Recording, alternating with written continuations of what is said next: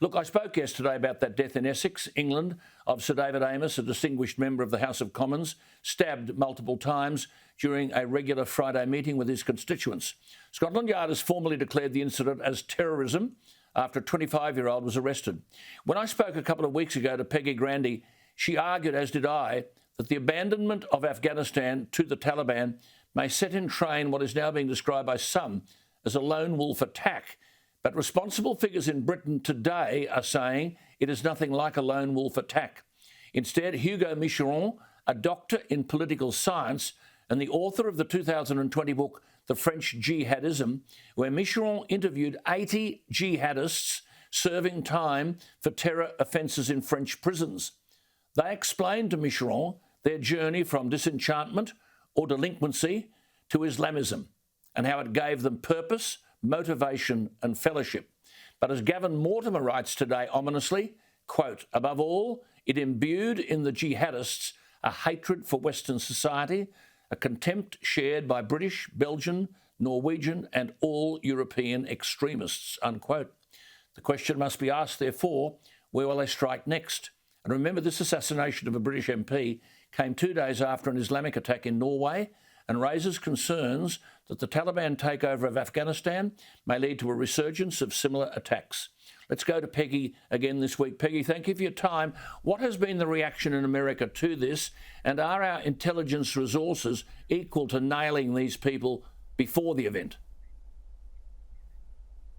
Well, thank you always, Alan, for having me on. And what happened in the UK, of course, is a horrific tragedy. And our elected officials should expect to get verbal assaults, but they should never expect to have physical attacks on them.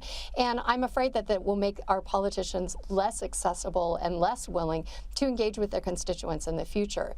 But how that connects to Afghanistan is we know that terror is on the rise there. American military leaders told us as much, that terror groups are reconstituting there.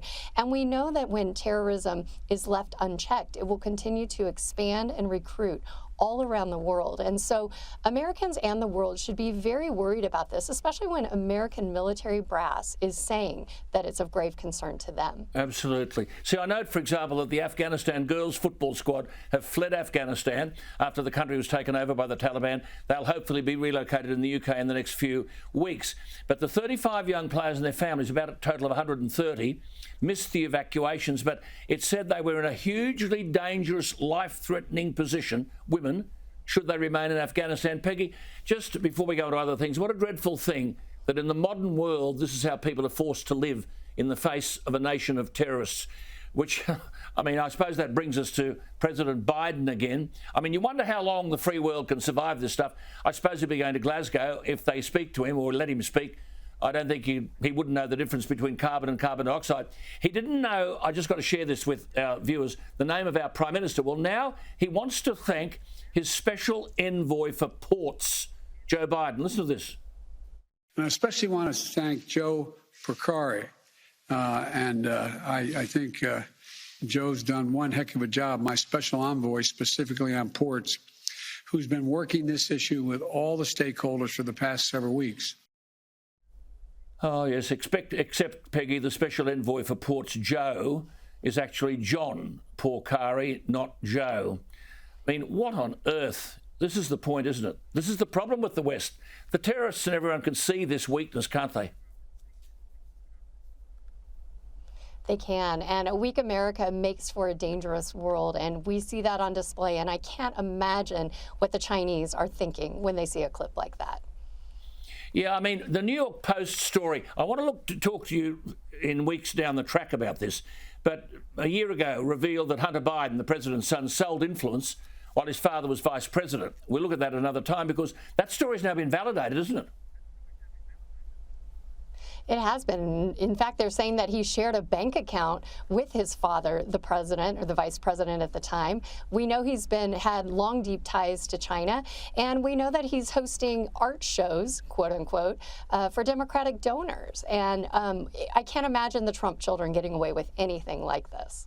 Yes. And look, just a quick one. The State Department's Inspector General, I see, is launching a series of investigations into the Biden administration's last diplomatic moves in Afghanistan.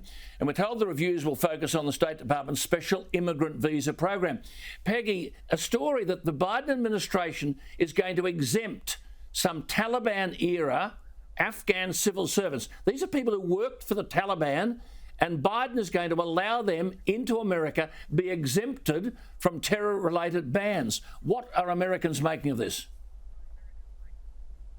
Well, Americans, of course, want responsibility and want accountability for the hasty and chaotic withdrawal.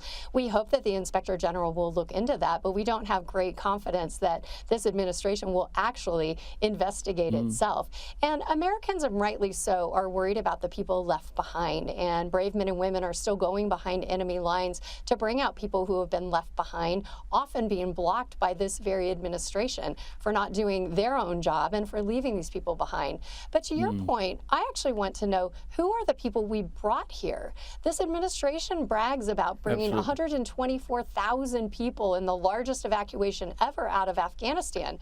But when you look at the numbers, only 6,000 are American citizens, and about the same number are SIV holders and allies. So who are the rest of the people? Who are they? We need answers. Joe Biden is not talking about this. He's either ignoring it or has forgotten about it, but the American people have not forgotten about it and demand answers.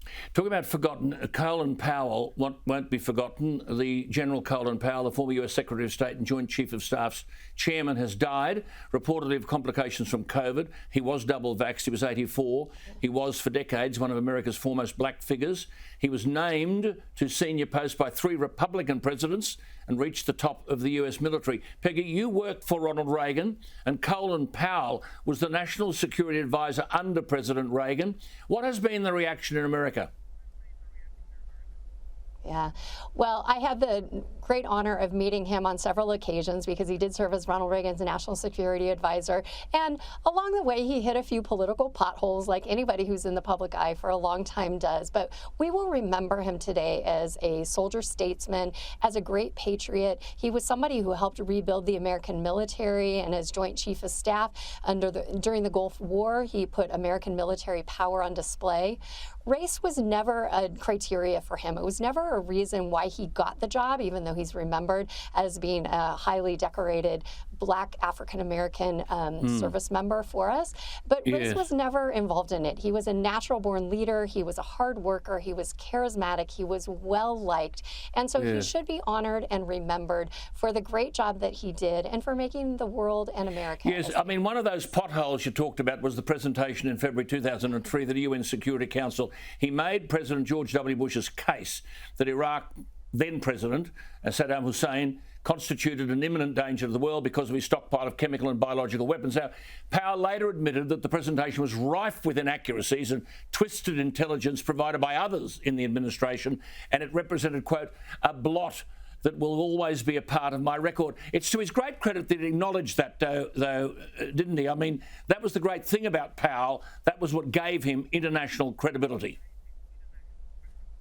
Yeah, he was respected around the world, and I think he was somebody who was highly regarded, who spoke straight to the American people and to the world, and don't we miss that sort of frank talk from our leaders today.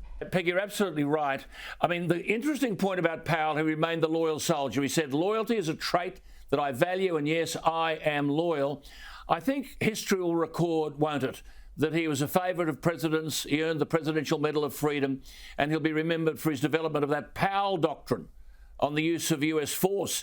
Interesting for Joe Biden, Peggy, the doctrine said war should be a last resort, force when used should be overwhelming, there must be strong public support for it, and a clear exit strategy. Do you think President Biden understands that, Peggy?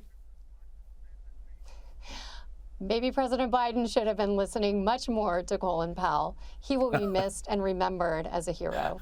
Absolutely. Good to talk to you, Peggy. We'll talk to you again next week. There she is. We love it, don't it? Peggy Thank you, Grande. as always, Alan. Yeah, always not at wonderful all. to be on with you.